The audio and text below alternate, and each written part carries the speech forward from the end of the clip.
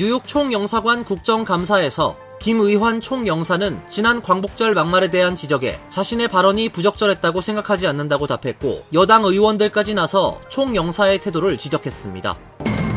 하와이의 호놀룰루 총영사관 내 여성 탈의실에 몰래카메라를 설치한 20대 한인 남성 직원이 경찰에 체포됐습니다. 지난 7월 경찰의 폭력에 희생된 한인 여성 빅토리아를 추모하는 촛불 집회가 개최됐습니다. 이날은 사망한 빅토리아 이 씨의 26번째 생일이 되는 날이었습니다. 뉴욕 가정상담소가 지난 금요일 플러싱에서 가정폭력 예방을 위한 친목 행진을 개최했습니다. 공화당 대선 후보인 도널드 트럼프 전 대통령에 대한 또 다른 암살 시도가 제지됐습니다. 유세장 부근에서 불법 총기와 위조 신분증을 소지한 용의자가 경찰에 체포됐습니다. 이상은 오늘의 주요 뉴스입니다. 시청자 여러분 안녕하십니까? KBN 뉴스입니다.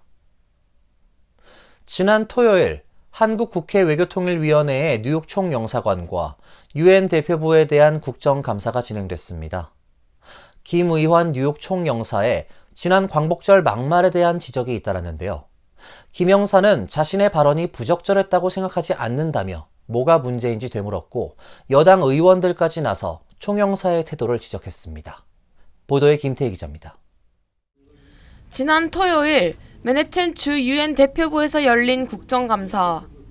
지난 8월 15일 광복절 행사에서 논란이 된 김의환 뉴욕 총영사의 발언에 대한 질책이 이어졌습니다. 더불어민주당 조정식 의원은 김 총영사의 광복절 발언에 대해 지적하고 사과할 용의가 있냐고 묻자 총영사는 그럴 생각이 없다고 답했습니다.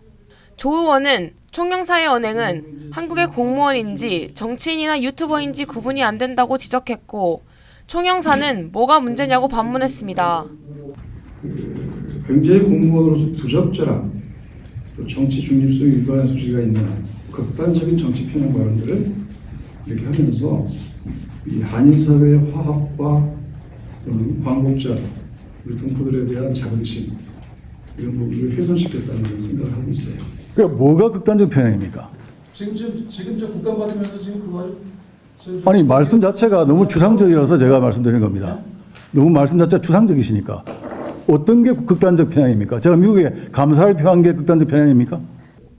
오히려 전임 문재인 정부 때 공무원의 정치적 중립을 훼손했다는 주장도 했습니다. 네, 우리 문재인 정부 때 너무나 많이 훼손을 했어요. 공무원들이 영혼이 없는 게 아니라 영혼이 있으면은 불이익을 당합니다. 그래서 답변 과정에서 목소리가 커지자 위원장을 맡은 김석기 의원이 자제할 것을 요청했고, 국민의힘 인용환 의원, 김기현 의원도 용어 선택 등 유의해달라고 지적했습니다. 5.18 민주화 운동과 제주 4.3 사건에 대한 질의도 있었습니다. 김 총영사는 제주 4.3 당시 국군과 경찰의 희생도 많았다고 답했고, 5.18은 가슴 아프게 생각한다고 답했습니다. 비극인데 다만 물론 무고한 양민들이 뭐 학살이라는 표현이 뭐 적합할지 모르겠습니다만 뭐 그것도 사실이지만 우리 국군과 경찰 그 가족들이 어마어마하게 많이 죽었습니다. 굉장히 가슴 아프게 생각합니다. 뉴욕 총영사관과 주 UN 대표부 국감은 국민의힘 김석기 의원을 위원장으로 국민의힘 의원 3명, 민주당 의원 5명 등 8명의 의원이 두 기관을 상대로 3시간여 감사를 진행했습니다. KBN 뉴스 김태희입니다.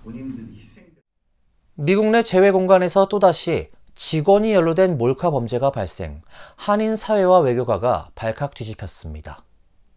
하와이의 호놀룰루 총영사관 내 여성 탈의실에 몰래 카메라를 설치한 20대 한인 남성 직원이 경찰에 체포됐습니다. 지난 10일 하와이 현지 방송은 호놀룰루 총영사관에 근무하는 최모 씨가 영사관 내 여성 탈의실에 몰래 카메라를 설치한 혐의로 경찰에 체포됐다고 보도했습니다. 보도에 따르면 최 씨는 지난 4일 누우아누 지역에 위치한 호놀룰루 총영사관 여성 탈의실에 자신의 휴대전화를 설치하고 옷을 벗고 있는 여성을 녹화해 사생활을 침해한 혐의를 받고 있습니다. 사건 당시 탈의실에서 옷을 갈아입던 여성 직원이 작은 구멍이 있는 블랙박스를 발견하고 열어보니 최 씨의 휴대전화를 통해 탈의하는 모습이 녹화되고 있었다는 것입니다. 체포된 최 씨에 대한 보석금은 $100,000가 책정됐습니다. 호놀룰루 총영사관 관계자는 사건 발생 직후 경찰에 신고했고 법에 따라 엄중한 수사를 촉구한 상태라며 대한민국을 대표하는 공관에서 이 같은 일이 일어나 매우 유감스럽게 생각한다는 입장을 밝혔습니다. 외교부 파견 직원은 아닌 것으로 알려졌습니다. 영사관 측은 피해 여성이 2차 피해를 당하지 않도록 외교부 본부 지침에 의거해 철저하게 대응하고 있다고 밝혔습니다. 뉴저지 포트리의 밤하늘이 촛불로 수놓아졌습니다. 지난 7월 경찰의 폭력에 희생된 한인 여성 빅토리아 이를 추모하는 촛불 집회가 개최됐습니다. 이날은 사망한 빅토리아 이 씨의 26번째 생일이 되는 날이었습니다. 지난 토요일 저녁 포트리타운의 중심에 자리한 광장에서 빅토리아 이 씨를 추모하는 촛불 집회가 개최됐습니다. 작은 광장 여기저기에 이 씨를 추모하는 각종 이벤트가 준비됐고 오후 6시 이곳에 모인 주민들이 함께 이 씨의 억울한 죽음을 추모했습니다. 이번 선거에서 연방 상원에 도전하고 있는 앤디 김 의원도 참석해 이 같은 비극이 반복되지 않도록 해야 한다고 강조했습니다. Honored I am to be able to stand with this community in Fort Lee to make sure that we are all continuing the memory of Victoria Lee, be able to stand alongside her family, make sure that we have justice, that we have the answers, that we have the energy forward to make sure that the family has what they need, and this community has what they need to make sure this never happens again. 뉴저지 주 하원 엘렌박 의원도 이 씨의 죽음을 애도하고 주 하원에서 정신건강 관련 신고가 들어오면 전문가가 함께 출동하도록 하는 법안을 준비하고 있다고 말했습니다. 이 씨의 추모는 피부색도 민족도 넘어서 모두가 함께했습니다. 흑인단체, 관계자들과 중국 등 다른 커뮤니티도 자리를 함께하고 공권력에 의한 억울한 죽음이 다시는 반복되지 않길 염원했습니다. 빅토리아의 아버지는 이 씨의 생일날을 함께해준 참석자들에게 감사를 표하고 포트리타운의 총격 경찰에 대한 징계를 다시 한번 촉구했습니다. 저는 포트리 시장님 또는 경찰서장님께 요청합니다. 포트리 당국은 현장에 출동한 경찰관들 중 책임 있는 사람들 가려서 징계 처분을 내려야 합니다. 이러한 징계 조치는 저희 가족에 대한 최소한의 예의가 아닐까요? 참석자들은 다 함께 손에 촛불을 들고 광장 주변을 행진하며 빅토리아의 이름을 외쳤습니다. 뉴욕 가정상담소가 지난 금요일 플러싱에서 가정폭력 예방을 위한 침묵행진을 개최했습니다. 올해로 27주년을 맞이하는 침묵행진은 뉴욕 가정상담소 하반기 가장 큰 연례 행사로 침묵을 깨고 폭력을 없애자를 주제로 진행됐습니다. 지역 정치인 등 300여 명이 참석한 침묵행진은 오후 4시 플러싱 109 경찰서 앞을 출발해 루즈벨트 애비뉴 메인 스트리트를 따라 행진하고 플러싱 도서관 앞에서 북소리와 함께 침묵을 깼습니다.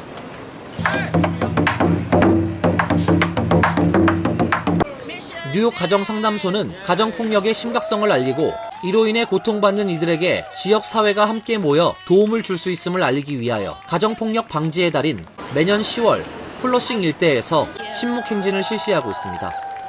27 years, and in those 27 years, it has grown. And what that is, it is a testament that domestic violence is no longer an issue that is going to be handled behind closed doors. It is no longer a private issue, but it is a societal issue. It is a community issue. It is an issue that is going to come out into the open, and we as a community and as a society will stand against. 특히 이번 침묵행진에는 실제로 가정폭력의 피해자가 모든 어려움을 극복하고 용기를 내 사람들 앞에서 자신의 이야기를 공유해 그 어느 때보다 뜻깊은 시간이 됐습니다. 뉴욕 가정상담소는 앞으로도 침묵을 넘어서 가정폭력을 포함한 모든 젠더 기반의 폭력을 이겨낸 이민 생존자들의 회복력을 지원하기 위하여 최선의 노력을 다할 것이라고 밝혔습니다. 애틀랜타 경찰이 조지아주 애틀랜타에 한인 노인 피살 사건에 연루된 여성 용의자 한 명을 체포했습니다. 용의자는 피살 사건이 발생한 노인 아파트의 경비원으로 알려져 더 큰 충격인데요. 구체적인 범행 동기는 조사 중에 있습니다. 애틀랜타 경찰은 지난달 25일 접수한 90세 한인 노인 김준기 씨 살해 사건에 대해 65세 흑인 여성 경비원 자넷 윌리엄스를 10일 구속 송치했다고 밝혔습니다. 용의자는 현재 풀턴 카운티 교도소로 이송돼 구금 중입니다. 경찰은 공공치안본부에서 사건을 맡아 처리했으며 별다른 사고 없이 체포해 살인 중범죄 혐의로 기소했다고 밝혔습니다. 경찰에 따르면 용의자는 사고 아파트에서 15마일가량 떨어진 곳에 거주하며 피해자가 살던 노인 아파트의 건물 경비원으로 일했습니다. 그는 지난 24일 오후 3시 15분께 피해자 얼굴을 포함한 상체에 50에서 60번 칼을 찔러 살해한 혐의를 받고 있습니다. 구체적 범행 동기는 아직 조사 중입니다. 경찰이 용의자를 특정한 것은 건물 안 엘리베이터에 설치된 CCTV 녹화 화면을 통해서입니다. 피해자 집을 방문한 용의자의 옷에 짙은 혈흔이 묻은 점과 오른쪽 허벅지를 다쳐 다리를 절뚝이는 모습 등이 정황 근거로 포착됐습니다. 용의자는 경비원이란 직업 덕에 2주일 넘게 수사망에 잡히지 않았습니다. 사건이 발생한 아파트에는 전체 유닛의 절반가량에 해당하는 80여 유닛의 한인 시니어들이 거주 중인 것으로 알려졌습니다. 공화당 대선 후보인 도널드 트럼프 전 대통령에 대한 또 다른 암살 시도가 제기됐습니다. 유세장 부근에서 불법 총기와 위조 신분증을 소지한 용의자가 경찰에 체포됐습니다. 캘리포니아주 코첼라에서 열린 트럼프 전 대통령 유세장 인근에서 산탄총, 장전된 권총, 대용량 탄창을 불법으로 소지한 혐의로 49세 남성 벤 밀러가 경찰에 체포됐습니다. 리버사이드 카운티 보안관실은 라스베이거스에서 거주하는 밀러가 이날 오후 5시 이전 유세장 인근 검문소에서 경찰에 체포됐으며 밀러는 당시 검은색 SUV 차량을 타고 있었다고 밝혔습니다. 밀러는 체포 당시 자신이 기자이며 VIP 신분이라고 주장했지만 경찰은 그가 타고 있던 차량이 미등록 상태였고 그가 여러 개의 위조 여권을 소지한 것을 확인했습니다. 성명은 밀러가 체포되는 과정에서 큰 저항은 없었고 그는 총기 소지와 대용량 탄창 보유 혐의로 구치소에 수감됐다라고 밝혔습니다. 법무부와 비밀경호국, 연방수사국은 공동 성명에서 이 사건이 트럼프 전 대통령 또는 행사 참석자들의 안전에 영향을 미치진 않았다고 설명했습니다. 밀러는 이후 $5,000의 보석금을 내고 석방된 것으로 알려졌습니다. 트럼프 후보는 지난 7월 13일 펜실베니아주 버틀러에서 열린 야외 유세 도중 총기 공격을 받은 데 이어 지난달 15일 플로리다주 웨스트팜비치에 위치한 트럼프 소유 골프장에서 그를 겨냥한 두 번째 암살 시도가 발생했습니다. 오늘은 크리스토퍼 콜럼버스가 아메리카 대륙에 도착한 것을 기념하는 국경일인 콜럼버스 데이인데요. 수년 전부터 콜럼버스의 날을 원주민의 날로 대체해야 한다는 주장이 나오면서 미국의 정체성과 역사를 둘러싼 긴장이 이어지고 있습니다. 인터넷 매체 악시오스는 최근 콜럼버스의 날 대신 원주민의 날을 기념하는 지역이 늘고 있는 가운데 원주민들은 상징적인 기념은 불충분하다는 불만을, 다른 한편에서는 오랜 전통의 기념일을 없애려 한다는 불만을 제기하고 있다고 보도했습니다. 콜럼버스의 날은 이탈리아 출신 탐험가 콜럼버스가 대서양을 건너 1492년 10월 12일 아메리카 대륙에 도착한 것을 기리는 날입니다. 미국에서는 이탈리아계 미국인들을 중심으로 콜럼버스의 날을 기념해 왔으며 지난 1937년대부터 정식 국경일로 지정됐으며 1971년 연방 공휴일로 지정되면서 10월 12일 대신 매년 10월 두 번째 월요일을 콜럼버스의 날로 기념하고 있습니다. 그러나 콜럼버스를 기리는 것이 서구의 미 대륙 식민지화와 원주민 학살, 착취 등을 정당화한다는 비판이 일었고 콜럼버스의 날을 원주민의 날로 대체해야 한다는 주장이 이어지고 있습니다. 이런 여론을 반영해 1992년 캘리포니아주 버클리를 시작으로 점차 콜럼버스의 날과 같은 날을 원주민의 날로 기념하는 지역이 늘었습니다. 2021년에는 조 바이든 대통령이 원주민의 날을 기념하는 공식 포고문을 발표하기도 했습니다. 하지만 여전히 미국 주 절반 이상에서 콜럼버스의 날과 원주민의 날 모두를 공식 기념일로 삼기를 거부하고 있습니다. 크레딧카드 부채가 사상 최대치를 기록하고 있지만 소비자 2명 중 1명은 본인의 크레딧카드 연체 이자율을 모르는 것으로 나타났습니다. 높은 이자율에 연체 수수료까지 부과돼 서민들의 고통이 가중되고 있는데요.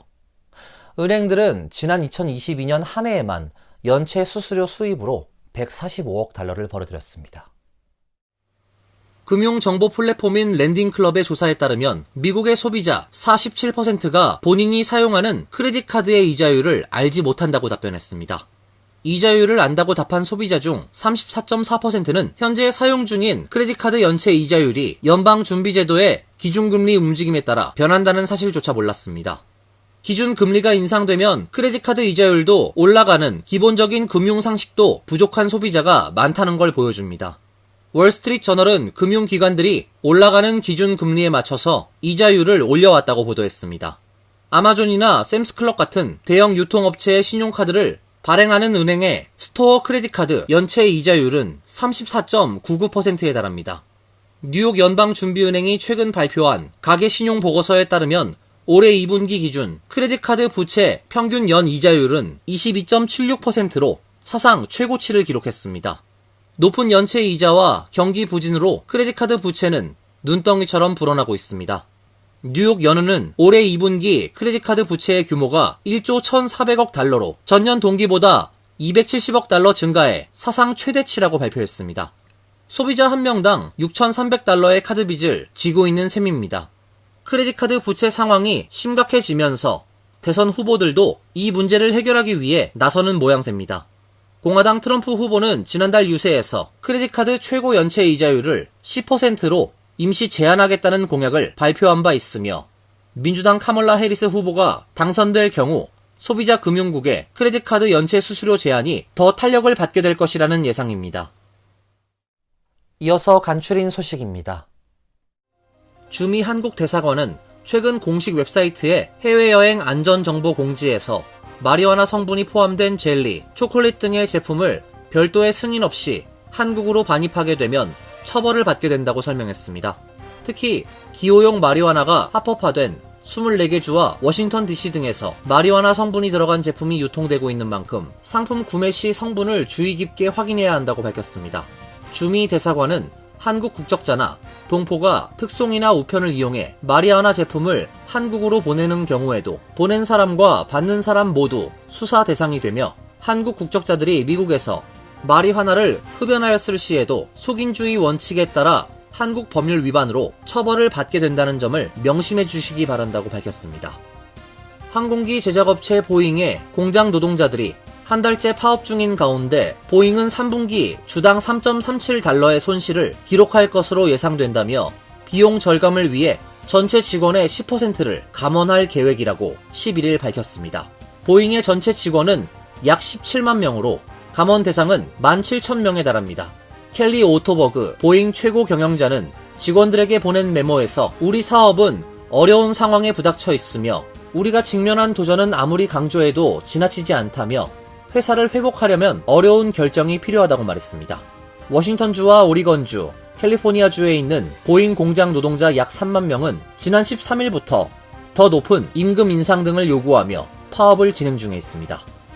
오클라호마주 주도 오클라호마 시리에서 지난 12일 새벽 총기 난사 사건이 일어나 최소한 13명이 죽거나 다쳤다고 현지 경찰이 밝혔습니다. 오클라호마 시리 경찰국 대변인은 이날 0시 30분께 시내 남서부에 있는 사유지 안팎에서 총격이 벌어지면서 1명이 숨지고 12명 이상이 총상을 입었다고 발표했습니다. 대변인은 사망자 신원에 관해선 더는 언급하지 않은 채 부상자 가운데 적어도 2명이 위독한 상태로 병원에 실려갔다고 전했습니다. 총격 전 원인은 아직 정확히 확인되지 않았는데 사건 현장인 오클라호마 이벤트 센터에서 파티 행사 도중 총기 난사가 발생한 것으로 알려졌습니다. 경찰은 구체적인 범행 동기와 사건 경위를 파악하기 위해 목격자들을 대상으로 조사를 진행 중입니다. 텍사스주 휴스턴 인근 디어파크에 있는 정유소에서 유독 화학 물질이 누출돼 노동자 2명이 사망했습니다. 당국에 따르면 지난 10일 전날 오후 4시 20분께 디어파크에 있는 멕시코 국영 석유기업 페맥스의 정유시설에서 황화수소가 누출되는 사고가 발생했습니다. 황화수소는 매우 유독한 가연성 기체로 고농도의 황화수소에 노출되면 호흡 정지가 발생할 수 있습니다. 이 사고로 현장에서 일하던 2명이 숨졌고 30여 명이 병원으로 이송되거나 현장에서 치료받았습니다. 사고 직후 디어파크와 인근 페서디나 지역 주민들에게 실내 대피령이 내려졌다가 지역 사회에는 위험이 없는 것으로 확인돼 대피령이 해제됐습니다. 페맥스는 누출 원인을 파악하기 위한 조사를 진행 중이라고 밝혔습니다. 환율과 증권 소식입니다.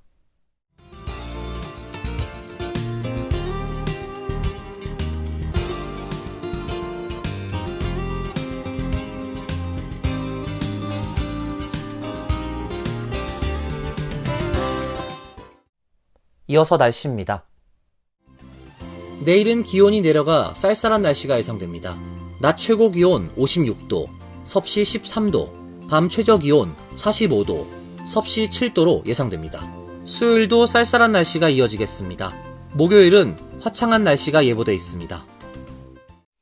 이상으로 KBN 뉴스를 마칩니다. KBN과 함께 즐거운 시간 되시길 바랍니다. 미 동부 최대 한인방송 KBN이 제작하는 KBN 뉴스는 웹사이트 mykbn.com 그리고 유튜브와 페이스북에서 다시 보실 수 있습니다. 좋아요, 구독, 알림 설정은 뉴스 제작에 큰 도움이 됩니다.